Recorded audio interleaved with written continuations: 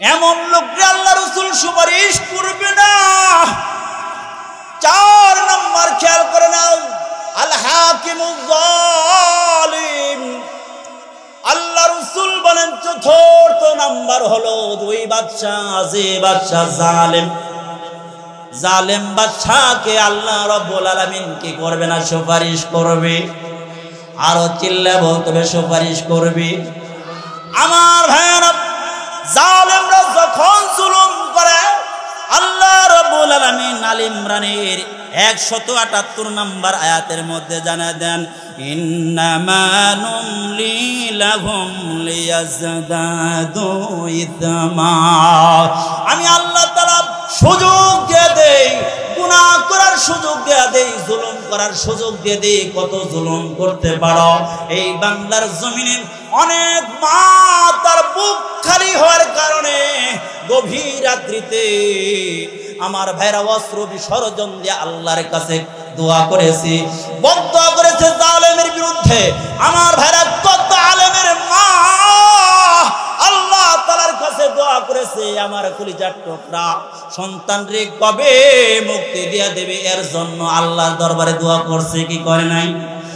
আমার ভাইরা, আল্লাহ তাআলা এই জালেমকে যখন ঢিলা দিয়েছে, বাংলার জমিনের অনেক মানুষ বলেছে এর নামানো সম্ভব না, এত যাইব না, এর নামানো সম্ভব হবে না।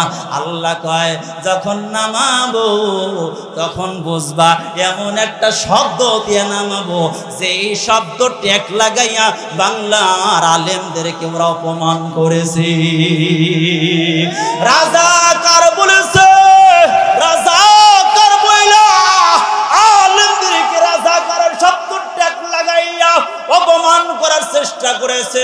এই রাজাকারের শব্দটা আল্লাহ বলেন তোর মুখে ট্যাগ লাগাইয়া দিলাম, এমন ভাবে লাগাইয়া দিলাম গোটা বাংলার ছোট বড় আবাল বনিতা ছাত্র ছাত্রী সবাই আমার বাইরে একই স্লোগান, তুমি কে আমি কি। জোরে বলেন না, তুমি কে, তুমি কে আমি কে, রাজাকার রাজাকার। এমন শব্দটা দামি হইয়া গেল যে শব্দটার কারণে আল্লামা সাইদিকে তোমরা কত অপমান করার চেষ্টা করেছো।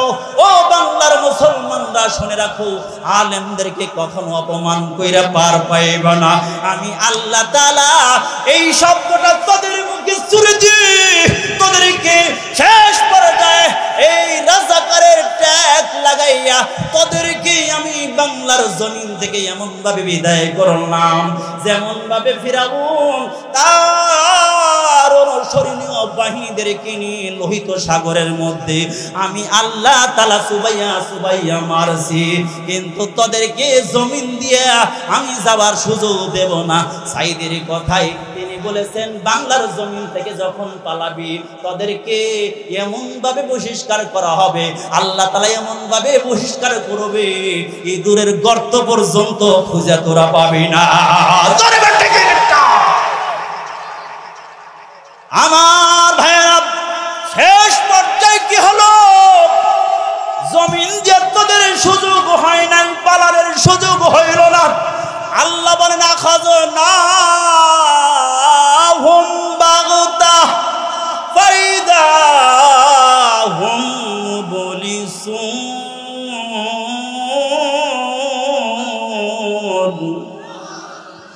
আল্লাহ তাআলা বলেন আমি হঠাৎ করে ধরবো, হঠাৎ করে ধরলাম। দুপুরের খাবার রেডি হয়ে গেছে, দুপুরের খাবার রেডি হয়ে গেছে, দেখে বেগতিক আল্লাহ না ধরতেছে, আল্লাহ ধরতেছে টের পাইয়া ওই খাবার দরকার নাই, 5 মিনিট টাইম দে, আমি জাতির উদ্দেশ্যে একটা ভাষণ দিয়ে নেই। আল্লাহর কাছে শেষ পর্যায়ে ফিরাউন বলেছিল ও মালিক আমি ঈমান আনলাম, আমি বুঝতে পারিছি মুসাই ঠিক, আমি ঈমান আনলাম। এবার জিবরাইল আইসা লোহিত সাগরের কাদাগুলো তুললা মুখের মধ্যে এমন ভাবে জাগতে ধরছে যাতে করে কালেমা মুখ দিয়ে না বের হয়।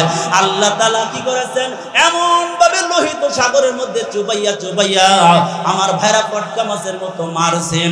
আল্লাহ রাব্বুল আলামিন যখন তাকে ধরেছে, এই ধরার মতো ধরেছে, আল্লাহ বলেন না না, তোকে তোর বাসন এই নাপাক জবানি উম্মতের জন্য বাসন দেওয়ার সুযোগ আমি আল্লাহ তাআলা তোকে দেব না। আমার ভাইরা, ও ভাই, ইসলামী রাষ্ট্র আমাদের বাংলাদেশে দেখতে চাই। কে কে চান হাত তুলে তাকবীর দেন, তাকবীর দেন।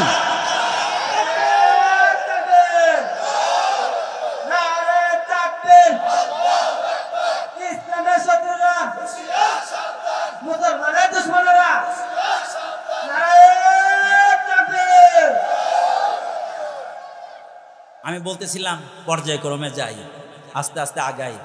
কয় শ্রেণীর লোকেরা শাফাত পাবেন না? কয়টা বলেছি? 5 নাম্বার, ওয়ামান ইউকাযযিবু বিশ-শাফাআহ, যারা সুপারিশকে মিথ্যা মনে করবে, রাসূলের সুপারিশকে কি করবে না, বিশ্বাস করবে না, কিয়ামতের ময়দানে ওই হতভাগা নারাদনগুলো আল্লাহ রাসূলের কিয়ামতের ময়দানে সুপারিশ নসিব হবে না। এখন আমরা কয়টা ওয়াজ শুনলাম? কয়টা? 1 নাম্বার বলেন দেখি, খেয়াল আছে? ওয়াজ ঘরে নিয়ে যেতে পারছি। 1 নাম্বার মুশরিক, 2 নাম্বার আহলে বেদাত, বেদাতি যারা, 3 নাম্বার যারা ইলহাকুদ দালাল আলা গায়র, নিজ অপরাধ করে অন্যের উপরে যারা চাপিয়ে দেয়। 4 নাম্বার হচ্ছে আল হাকিমুজ জালিম, যারা জালেম বাদশা হবে, এদের কি আল্লাহ রাসূল কি করবে না, সুপারিশ করবে। 5 নাম্বার কি বলেছি বলেন কি? এতগুলো ছাত্র একজনের আল্লাহু আকবার, মাইয়ুকাযযিবু বিশ-শাফাআহ, যারা সুপারিশকে কি করবে, মিথ্যা মনে করবে, এরা কি পাবে না, সুপারিশ পাবে। এটা শুনলাম একটা পয়েন্ট। এখন আসুন আমরা যাব, জালেমরা জুলুম করে কেন? আস্তে আস্তে যাই। জালেমরা জুলুম করে 4 কারণে। কয় কারণে? আর একটু জোরে বলেন। আমার ভাইরা, যারা ইনসাফ কায়েম করবে, আল্লাহ রাসূল তাদের ব্যাপারে ঘোষণা দিয়েছেন। এই হাদিসটা মুসলিম শরীফের হাদিস। عن عبد الله بن عمرو بن العاص رضي الله تعالى عنه قال قال رسول الله صلى الله عليه وسلم إن المقسطين عند الله على منابر من نور الذين يعدلون في حكمهم। হযরত আব্দুল্লাহ ইবনে আমর ইবনে আস রাদিয়াল্লাহু তাআলা বলেন, রাসূলুল্লাহ সাল্লাল্লাহু আলাইহি ওয়াসাল্লাম বলেছেন, যারা কি করবে, ইনসাফ কায়েম করবে, এই সমস্ত লোকরা আল্লাহ রাব্বুল আলামিন কি করবেন, নূরের আসনে তাদেরকে আসন দান করবেন। সুবহানাল্লাহ। ইনসাফ যেমনভাবে রাষ্ট্রীয়ভাবে ফায়সালার ক্ষেত্রে, বিচারের ক্ষেত্রে ইনসাফ দরকার, তেমনি ভাবে ফ্যামিলির মধ্যে ইনসাফ দরকার, তেমনি ভাবে ব্যক্তিগত জীবনে ইনসাফ দরকার, সামাজিক জীবনে ইনসাফ দরকার, রাষ্ট্রীয় জীবনে ইনসাফ দরকার। ইনসাফ একটা গুরুত্বপূর্ণ, ইম্পর্টেন্ট একটা গুরুত্বপূর্ণ জিনিস। আমি ইনসাফ করি, কিন্তু নিজেই ঘরের মধ্যে জালেম হয়ে বসে আছি, বিবির উপরে ইনসাফ করি না, সন্তানের উপরে ইনসাফ করি না। জোরে বলে ঠিক ঠিক না? আমার ভাইয়েরা, এমন জালেম আছো, সন্তানকে দিয়ে সিগারেট আনায় নাফরমান, নিজে সিগারেট খায়, অন্যায় কাজ করে, আবার সন্তানকে দিয়ে অন্যায় কাজ করানোর রাস্তা খুলে দেয়। এই নাফরমান নিজে জুলুম করলো, নিজের উপরে জুলুম করলো, এরপরে সন্তানকে দিয়ে অন্যায় কাজ করাইয়া সন্তানের উপরে জুলুম করলো। দেখবেন হঠাৎ করে দেখবেন হাঁটি হাঁটি পা করে ওর ঘরের সন্তানটা পেট প্র্যাকটিস শুরু করেছে। বাবা যখন ঘর থেকে চলে গেছে, এবার দেখবেন ছোট্ট বাবুটা সিগারেটের মুখা নিয়ে দেখবেন পইরা আছে, ও দেখবেন মুখে নিয়ে এবার বাবার মতো উপর দিকে ধোঁয়া দেয়। আছে কি না আমার ভাইয়েরা? কেন ওই জালেম? তুই বাবা হইছো, বাবা হওয়ার যোগ্যতা তুমি রাখো না, সন্তানের উপরে জুলুম করলা দোস্ত।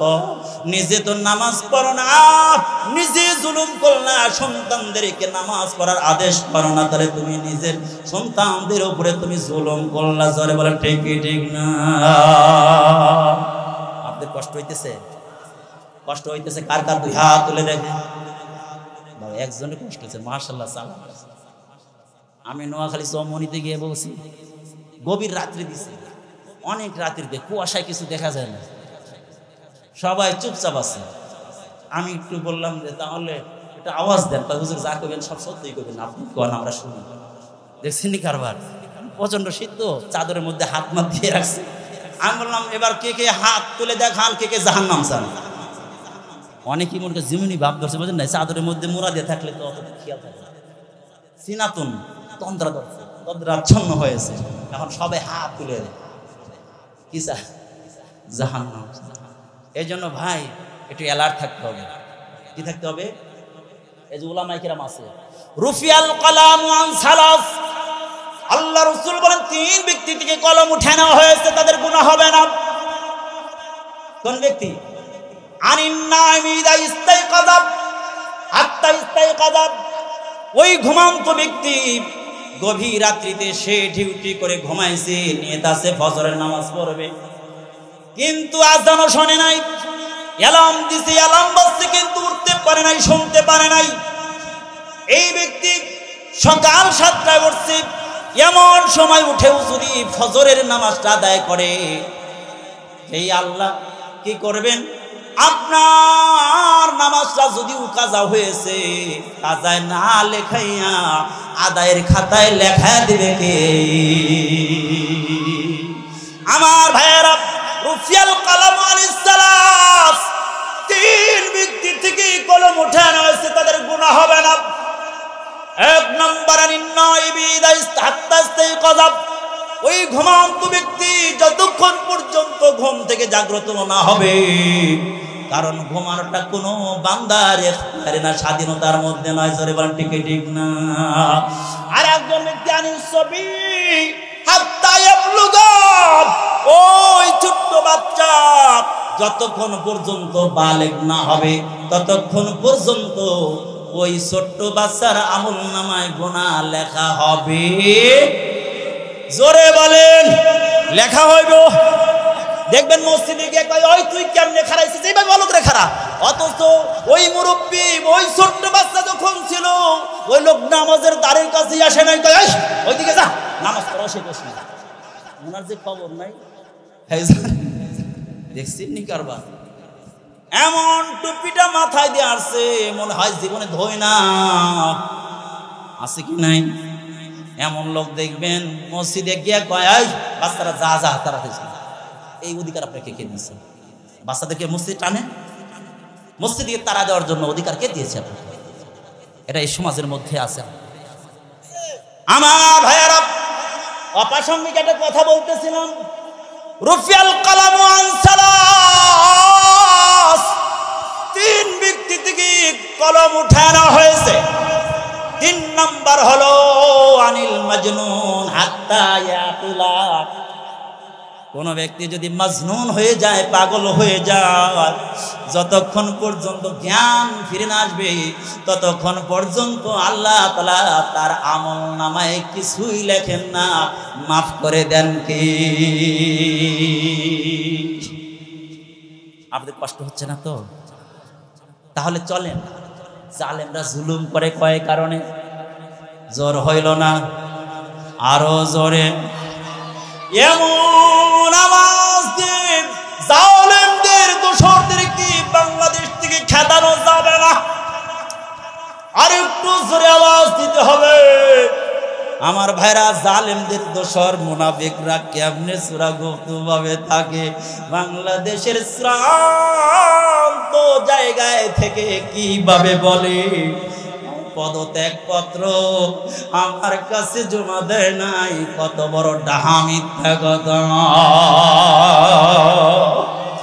আমার ভাইয়েরা, যদি জমা না দেয় তুমি কেমনে তার পরের দিন ভাষণ দিলা? আমার কাছে পদত্যাগপত্র জমা দিয়েছে, কেমনে তুমি টিভির সামনে ভাষণ দিলা যে নাকি এই ধরনের চূড়ান্ত পর্যায়ের আসনে থাইকা, ক্ষমতায় থাইকা যে ব্যক্তি মিথ্যাচার করতে পারে, এমন মিথ্যুককে আমরা রাষ্ট্রপতির দায়িত্বে দেখতে চাই না। 2 নম্বর কথা হইল, যদি জমা নাই দেয়া থাকে, জমা দিয়েই থাকে, আর তুমি যদি খুঁজাই না পাও, কেমন দায়িত্বশীল তুমি? একটা পদত্যাগ লিটার তুমি জমা রাখতে পারো না, সংরক্ষণ কইরা রাখতে পারো না, তাহলে বোঝা গেল তুমি এই বাংলাদেশের স্বাধীনতা সার্বভৌমত্ব তোমার দ্বারা টিকে থাকবে না। এই জন্যই তো আপামর জনসাধারণ ছাত্র ভাইয়েরা আমার বারে গর্জে উঠে আলটিমেটাম দিতে বাধ্য হয়েছে। জালেমদের কেউ দেখতে চায় না, জালেমদের দোসরদের কেউ বাংলার জমিনে দেখতে চায় না। আমার মনে আছে ফরিদপুর ওই যে বাংলায় আমার একটা প্রোগ্রাম ছিল, আমার ভাইরা ওই যে নিক্সন চৌধুরী বলেছিল বাংলার জমিন থেকে আলেমদেরকে ধৈরা ধৈরা রাজাকারদেরকে পাকিস্তানে পাঠাইতে হইব। আমার এখন ওই কথাটা মনে পড়ে যায়, আরে আলেমরা বাংলার জমিনে আছে, তোরাই কিন্তু ওই যে দাদা বাবুদের দেশে চইলা গেছ। না হয় বাংলার জমিনে গুপ্ত ভাবে যদি আত্মগোপন করস, বাংলার জমিনের তাওহীদিয়া বাবার জনসাধারণ তাদেরকে ইঁদুরের মতো গর্ত থেকে টাইনা টাইনা বের করবে। আমার ভাইরা, আলেমদের সাথে যারা দুরাচরণ করে রে দোস্ত, আলেমদের সাথে যারা দুরাচরণ করে, দেখেছেন আলেমদের জানাজা হইতে দেয় না। কথা কয় না আমার ভাইরা, এই জন্য তো জানাজার জন্য মতিয়া চৌধুরীর বাংলার জমিনে জায়গা খুঁজে পায় না, জায়গা পায় না, জায়গা পায় না, জায়গা পায় না। সংকুচিত করে দেয় কার জন্য? জালেমদের জন্য। এবার বলেন, জালেমরা জুলুম করে কয় কারণে? আরো জোরে, 4 কারণে জালেমরা জুলুম করে। এই জালেমদেরকে শাস্তি করার জন্য ইনসাফ কায়েম করতে হবে। এই জন্য আগামীতে আলেমদের দেখতে চাই, যত গণতন্ত্র বলেন, কালমাস বলেন, এমক বলেন, তমক বলেন, যত বলেন না কেন, সকল গণতন্ত্র দেখা শেষ, সকল মস্তিষ্ক রচিত আমার ভাইরা আইন দেখা শেষ। আগামীর আমার ভাইরা ইসলামীর বাংলাদেশ চাই, ইসলামীর বাংলাদেশ চাই। জোরে বলেন ঠিক কি ঠিক না? আমার ভাইরা, যখন ইসলামীর বাংলাদেশ হবে, কেন ওরা চায় না দোস্ত রে? হাজার হাজার কোটি টাকা, হাজার হাজার কোটি এত টাকা, ভাই এই টাকা চুরিকৃত টাকাগুলো বাংলার জমিনে ফিরে আনলে আমার ভাইরা, আমার মনে হয় 100 পদ্মা সেতু করা যাবে, তার মধ্যে কোনো সন্দেহ নাই। জোরে বলেন ঠিক কি ঠিক না? আপনাদের কষ্ট হইতেছে? আমি তো কুরআন হাদিসের সাথে মিলে দিতেছি, আমি তো কোনো বানা কথা বলতেছি না, বানা কথা বলতেছি। আল্লাহু আকবার। ওই দিন ইউটিউবে দেখলাম জিহাদি সাহেবের প্রোগ্রাম ছিল সিরাজগঞ্জে, একজন জিহাদি সাহেবে একবার মারতে লইছিল, বললেন। তাই যাই ভয় করি, আমরা তো বাংলাদেশেরই সন্তান, এই দেশেরই সন্তান, এলাকারই সন্তান। দুর্বল কিরা ধরলে তোরও শক্তি আছে, আমারও শক্তি আছে, তুই একটা দিলে আমি 2টা দিয়ে পরে মরে মরবো। জোরে বলেন ঠিকই ঠিক না? ভয় করার সময় লড়াইয়ের ওই ময়দানে যেতে তোমাকে হবে, প্রয়োজনে সব রক্তটুকু জমিনে ঢেলে দেবে। জোরে বলেন ঠিকই ঠিক না? এই জন্য প্রস্তুত আছেন তো ইনশাল্লাহ? আমার ভাই, ইসলাম যখন কায়েম হবে, ইসলাম এমন একটা সুন্দর ধর্ম, সবাই নিরাপত্তা পাবে, এমনকি হিন্দুরা পর্যন্ত তারা নিরাপত্তা পেয়ে যাবে। আমার ভাইয়েরা, যদি শান্তি চাও, কোরআনের রাজ কায়েম করে দেখো কত শান্তি। আমার ভাইয়েরা, হযরত আলী রাদিয়াল্লাহু তাআলা ঘটনা একটা বলি মনে আসলো। হযরত আলী শুরাই তার প্রধান বিচারপতি কারিসিব আমিরুল মুমিনিন হযরত আলী রাদিয়াল্লাহু তাআলা চতুর্থ খলিফা শুরাইয়ের কাছে গিয়ে আদালতে গিয়া কেস করলেন, একটা মামলা করলেন। কি মামলা? বলে অমুক ইহুদির কাছে যে লৌহ বর্ম দেখা যায়, ওটা কিন্তু ওই ইহুদির না, এটা হলো আমার। আমার ভাইরা, কেস করার সাথে সাথে সমন জারি হয়ে গেল। ইহুদির কাছে একটা নোটিশ চলে গেল, হযরত আলীর কাছে নোটিশ চলে গেল। দুইজনকে আদালতে কি করা হলো? আমার ভাইরা তলব করা হলো। দুজন দাঁড়িয়ে গেছে। আমার ভাইরা প্রেসিডেন্ট এসে গেছেন, খলিফা এসে গেছেন। শুরাই এবার কি করলেন? আসামির জায়গায় হযরত আলীকে দাঁড় করে দিলেন। হযরত আলীকে বললেন, আমিরুল মুমিনিন হযরত আলী, আপনাকে বলি, বলেন দেখি আপনি যে কেস দায়ের করেছেন, বলেন দেখি ওই যে ইহুদির লৌহ বর্মটা আপনি যে দাবি করলেন, এই দাবির পক্ষে কি আপনার কোনো দলিল আছে? আল বাইনাতু আলাল মুদ্দাই ওয়াল ইয়ামিনু আলা মান আনকারা। যে দাবি করবে, কেস করবে, তার প্রমাণ দিতে হবে, আর বিবাদীর কসম দিতে হবে। দোস্ত, এটা ফিকার আইন।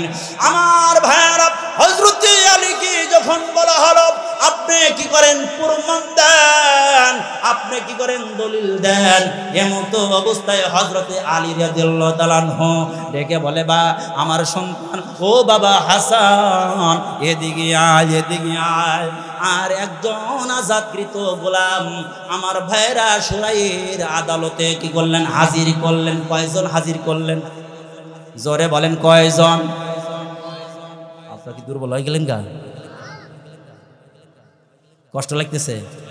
হুজুর আইলে ছাড় দিব, বোঝেন নাই কথা? এর আগে যতটুকু বলতে পারি, বোঝেন নাই?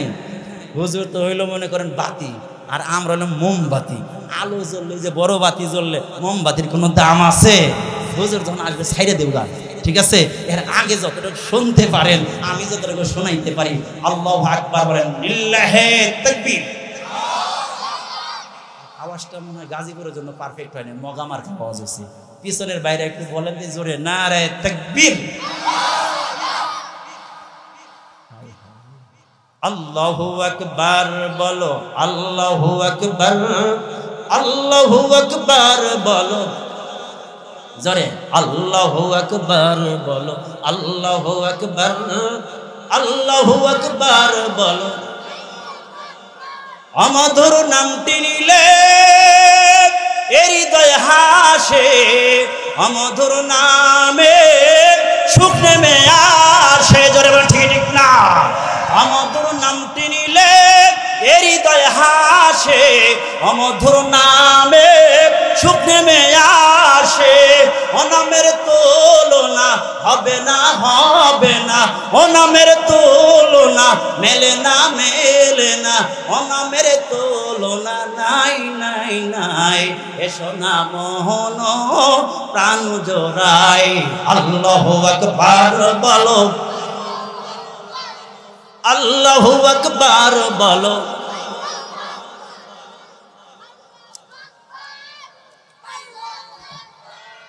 আল্লাহু আকবার বলো। আমার ভাইরা, শুরাই আদালত থেকে ডাক দিয়ে বললেন, আলী আপনি আপনার কি করেন? প্রমাণ পেশ করেন। হযরতে আলী তার সন্তান সহ আজাদকৃত গোলাম নিয়ে পেশ করলেন। শুরাই কি করেছেন? আমাদের দেশের প্রধানমন্ত্রীর মতো না, যে আগে লেখা ফায়সালা দিয়ে লেখা মেখা সব প্রধান বিচারপতি সিগনেচার দিয়া রায় দিয়ে দিবে, এমন তো না। শুরাই বললেন, যা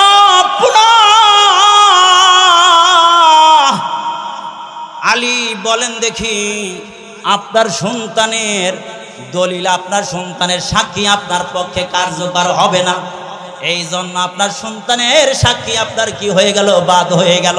সাক্ষী রইল কয়জন? জোরে বলেন কয়জন?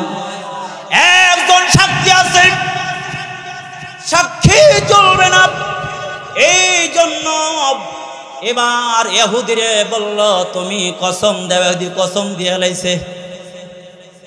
আদালত থেকে শুরাই কি করলেন? রায় দিয়া দিলেন। রায় দিয়া দিলেন এই লৌহ বর্ম ইহুদি। ও দোস্ত, এমন রায় যখন হয়ে গেছে, ভাই আপনি বসেন, এই ভাই আপনি বসেন, সব আপনি দেখতেছে। আমার চেহারা কালা তো আপনার ফর্সা, বুঝেন কথা? খালি সব চেহারা দেখতে আপনার, আমার কেউ দেখতেছেন। আল্লাহু আকবার বলেন। কোরআনের ওসিলা ভাই, কোরআনের ওসিলা এখানে বসার সুযোগ দিছে, না হলে চেহারা যে অবস্থা, বুঝেন নাই কথা? টাইনে নিয়েছে নিচে বসা দিতে। আল্লাহু আকবার বলেন। মানুষ দামি হয় কোন কারণে? কোরআনের কারণে। আসতেছে পর্যায়ক্রমে। আমার ভাইরা হযরত আলীর বিরুদ্ধে রায় দিয়ে দিলেন, ইহুদির পক্ষে রায় হয়ে গেল। ইহুদি এবার হযরত আলীর হাত ধরে চিৎকার দিয়ে কান্দে আর বলে, আমি পরীক্ষা করলাম, আমি জানি এই লৌহ বর্ম আপনার, লৌহ বর্ম আমার না, আমার কোনো ক্ষমতা নাই। এই দেশের একজন প্রজা, আপনি হইলেন প্রেসিডেন্ট, খলিফাতুল মুসলিমিন, আপনার নিয়োগকৃত একজন প্রধান বিচারপতি, আপনার পক্ষে রায় না দিয়া দলিল প্রমাণের ভিত্তিতে আমার পক্ষে রায় দিয়েছে। এর দ্বারা বোঝা গেল ইসলাম সত্য ধর্ম। ইসলাম ছাড়া দুনিয়ায় মুক্তি পাওয়া যাবে না, পরকালেও মুক্তি পাওয়া যাবে না। এই জন্য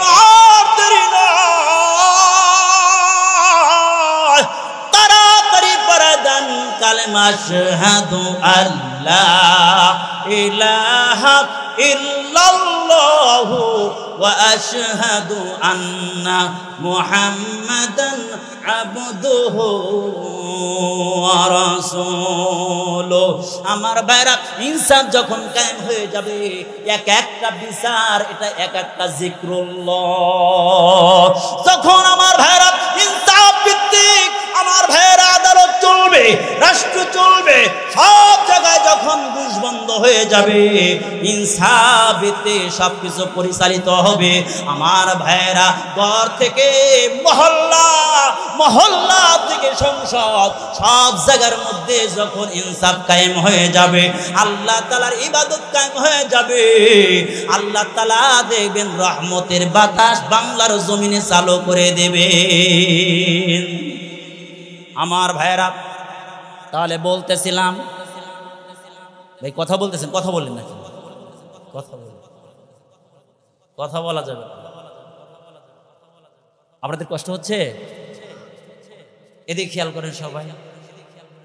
জুলুম করে কয় কারণে? আর একটু জোরে বলে।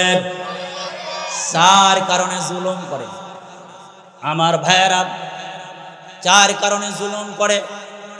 তার মধ্যে 1 নম্বর কারণ হলো, খেয়াল করে শোনেন, 1 নম্বর কারণ হলো وَمَنْ يَعْتَمِدْ عَلَى مَالِهِ قَلَّبْ। মানুষের যখন মাল বেশি হয়ে যায়, মাল বেড়ে যায়, তখন দেখবেন মালের উপরে তার ভরসা চলে আসে। আছে কিনা? জোরে বলেন। মাল যখন বান্দার বেশি হয়ে যায়, বান্দা তখন মালের উপরে ভরসা করে। আমার ভাইরা, আল্লাহ তাআলা জানা দেন, ও বান্দা, মালে তোমারে বাঁচাইতে পারবে না যেরকম ভাবে কারে কারুনে বাঁচাইতে পারে নাই। মাল কারুনে বাঁচাইতে পারে নাই। জমিন কারুনে যখন গিলে ফেলতেছে, গিলতে গিলতে যখন গলা পর্যন্ত এসেছে, মুসা পয়গম্বর ডেকে বলে, মুসা আমারে বাঁচাও। ওই সময় যদি মহান দয়ার সাগর, রহমতের আধার, মহান মালিকের দরবারে ডাক দিয়ে বলতো, আল্লাহ আমি ক্ষমা চাই, আমারে মাফ কইরা দাও, আমারে মাফ কইরা দাও। তাহলে রব্বে কারিম আকাশ থেকে মাফ কইরা দিত। আমার ভাইরা, মালের উপরে কারো যদি ভরসা এসে যায়, মাল তো কবরে যাবে না। বান্দাকে যাবো দিয়াল মাইয়া তো ফে কবরি, বান্দাকে যখন কবরের মধ্যে রাখা হয়, বান্দা একা একাই যায়, সাথী যায় না, বাতি যায় না, মাও যায় না, যায় শুধু তার আমল। কি যায়?